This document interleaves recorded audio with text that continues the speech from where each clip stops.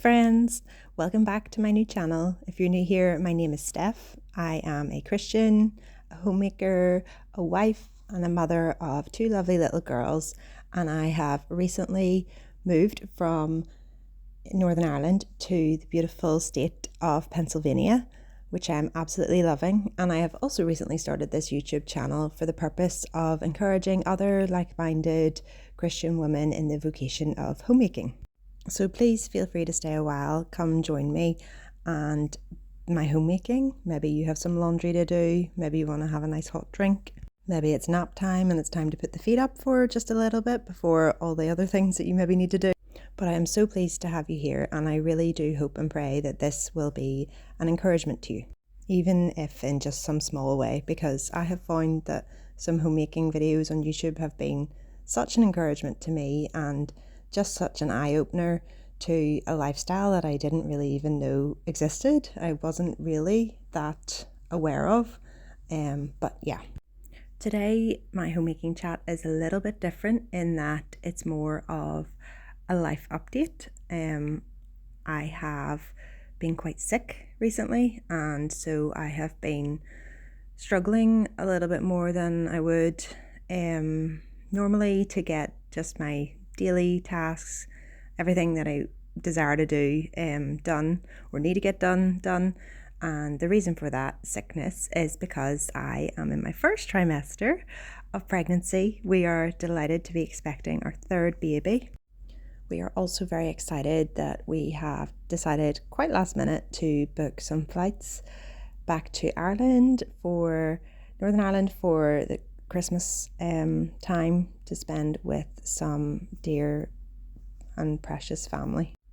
So the last little while has felt a little bit like a whirlwind. I actually had someone recently comment to me that I must feel like my life in general is just a whirlwind because I've moved from Ireland to America, and that's a big change in and of itself. Never mind moving country, then moving house and all the things that go with that, away from family, away from familiar places that we knew, and yet it has been such an adventure. I have really enjoyed getting more accustomed to the American way of life, and we have just found such a wonderful home in the community that we find ourselves in now. And slowly but surely we do see seed forms of just different relationships. We're so thankful to the local church.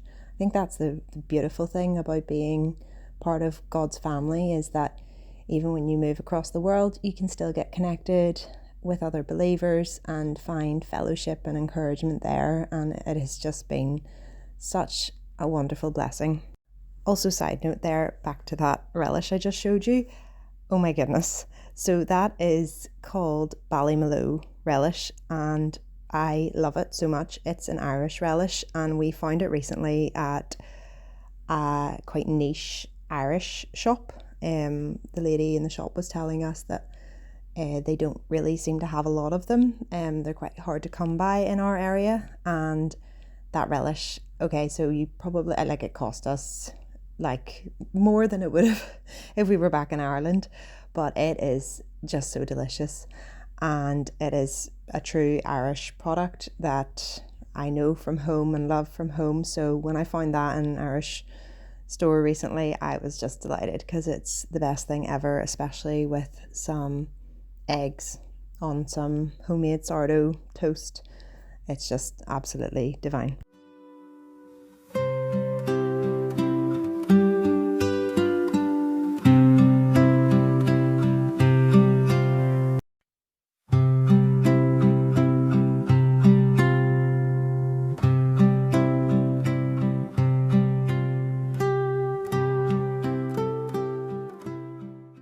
But all that being said, I am so grateful that my sickness has now started to turn a curve, and I'm so thankful to the Lord for that, and just for getting me through, and for giving me the strength, and also just for the precious gift of life that I am currently carrying.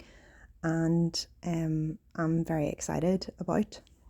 And I'm also so thankful for the Ballymaloe relish and just having a home comfort away from home when I'm trying to create home somewhere where I am not fully familiar with yet. And yet there's something just so comforting about knowing that I'll be flying back to Northern Ireland, and that in many ways has helped with what I have experienced to be the 3 month in homesickness as well as actual sickness. And so, yeah, it's been a journey, but I think it's been just amazing to see how when I actually stop and thank the Lord for the blessings, there are just so many and there's so much to be thankful for. And I think sometimes whenever things are hard, if you're going through anything where you're sick or sore or anything like that, it can be really hard to keep your perspective. But sometimes when we step back and look at the big picture, it's just amazing to see God's hand and God's provision and what we have to be so grateful for.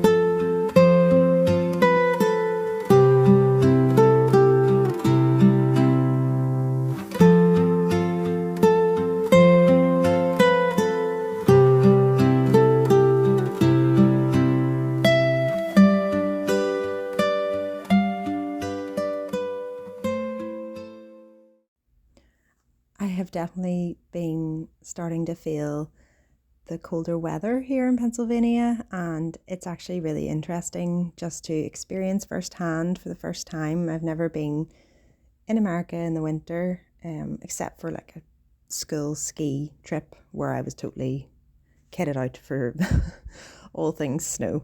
But yeah, it's been feeling a lot cooler, and with that then it has had me just wanting all the hot food and warm soups, which is what I am preparing here. It is the base of a soup which was really delicious and really simple. And something I love to do is sometimes just shop my refrigerator whenever I'm I really want soup, but I don't really know what to make. I'll just look and see, what do I have on hand? What's kind of maybe needing used up? It's been sitting there a while. And then I'll just Google those ingredients, and I found a really lovely recipe. And it was celery and carrot with some spices through it. There was turmeric and ginger, and it was just delicious.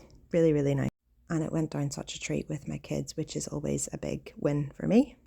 It's that kind of thing too that I used to not really see. I my mum would have made soups whenever we were growing up, and I always would have wanted the canned tomato soup. And it's only now that since wanting to cook more from scratch and eat more whole foods and nourish my body, especially having gone through pregnancy and birth and postpartum, I have just noticed, even with breastfeeding and everything, that my body reacts so much differently to any sort of processed foods. And so I've just seen the benefit of eating real, proper foods. And it's not the quickest option. It would be quicker to throw on a can of soup. I'm not saying that you shouldn't, but there's just something so satisfying about knowing exactly what is in the bowl of soup that you are plating up for everyone in your family. And it's also just such a fun way to experiment and try something new and to change up, what could sometimes feel like a mundane day, where you maybe don't have a lot going on, or there's just general chores and housework that need done. And so sometimes I think a way to bring beauty is just experimenting with different foods, flavors, and all the things.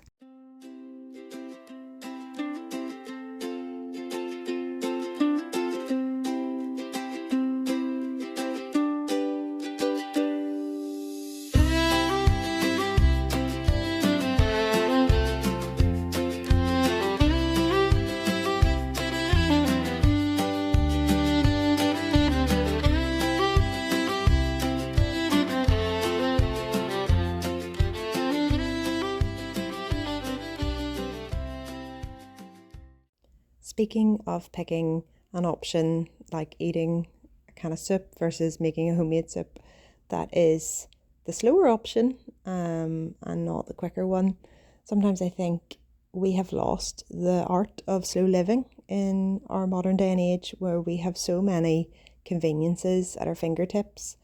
And yet sometimes I think that actually this is really good work that we were created to do. And I see that even with bread, and whenever I look at like what's in some of the store-bought breads versus what maybe doesn't need to be there, and the benefits of homemade bread and sourdough, and just the way milling grains can affect your gut health. And so it does actually make me think sometimes that slowing down and picking what seems like the harder option is sometimes the more beneficial one.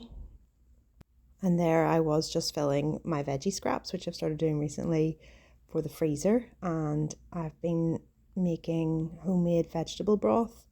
And again, that's me just wanting to get back to basics with the foods that we have in our home. And I feel like I'm a long way to go because I've never done beef broth. I'm reserving chicken bones to make chicken broth. But just sometimes these small steps are what can challenge us and push us in a direction where we feel like we are learning. And I think that's the thing about homemaking that I find so beautiful, is that we are always learning. Like, there is so much in the kitchen, for example, that you could just pick and say, I'm actually going to focus on this, and then I'm going to pick this. And I know for me a big one was sourdough, just starting off. And I think it's amazing because it's so nice being able to track your progress and think, okay, I've been doing this for this long now and I can see some improvements. And the really nice thing is that you're not comparing against anyone else, or you don't need to compare against anyone else. I know it's easy to when you're watching someone else, but you can just think, well, what do I do and what could I do, and how far can I come in this. And I think that's a really nice form of measurability, because sometimes in homemaking it can just feel like we do the same thing all the time and we don't really have anything to show for it. And yet these skills, especially if they weren't handed down to us from the previous generation, I think these skills have quite often been lost because of women working more hours outside the home and not being in and around the home in order to prioritise these types of skills. And I don't say that to shame anyone or anything like that, but more just to highlight the beautiful opportunity we have as homemakers to see the vision for what our homes could be, for what we could create. And I think as women, that is something that we have such a gift for, is multiplication. For example, having babies and having more babies, and even creating beautiful meals and creating a variety of different meals and baking different things. And it doesn't stop there, like even designing your home and decorating and painting and photography. There's so many things. And sometimes I think, especially in the winter months, things can feel a little bit stagnant, or just like it's easy to think things could be mundane. And that's where sometimes actually spurring one another on, even on YouTube, is the best thing, because we can see the vision for what we could do, or get ideas of like different recipes we could try. And I know that to be the case for me. Like, I watched one video and now I'm inspired. I remembered that I've made sourdough cinnamon buns before, and I want to give them a go again because they're so delicious, and to mill my grains and just do all the things. And I'm excited that I now have a bit more energy, that I'll be able to hopefully have a go at that. And what a privilege that we get to be the ones that can decide, oh, we can make that, and we can bring our children into that, and we can share that wonderful experience with them. especially over the holidays. And speaking of getting back to more basic foods, it was my daughter's birthday there recently. She turned 3 and she absolutely loves Beauty and the Beast. So I thought, well, I have to make her a Princess Belle cake. And so I wanted to colour it yellow, but I wasn't really keen on using an artificial food dye. I've just heard things about them and how they affect children that have put me off. Something, again, I've never really thought twice about when I was working, but now that I have the time, I'm like, no, I don't really want to put that in their bodies. And actually, I don't really want to put it in my body either. So I looked up natural food colourings, and lo and behold, turmeric powder is amazing. It is the same thing that could stain something from having a curry, and yet it then coloured the cake that I made. You'll see here. I was really pleased with the result, and actually, no, the question I was asked was, did it taste like turmeric? And I can confirm it did not taste like turmeric. And it's really cool because then I started looking up different colours, and like you can dye something green with matcha. But enough on that for today. I hope you enjoyed this video. I hope it gave you some inspiration for having a go at cooking something from scratch in your kitchen. And I look forward to seeing you guys in the next one. Bye, friends.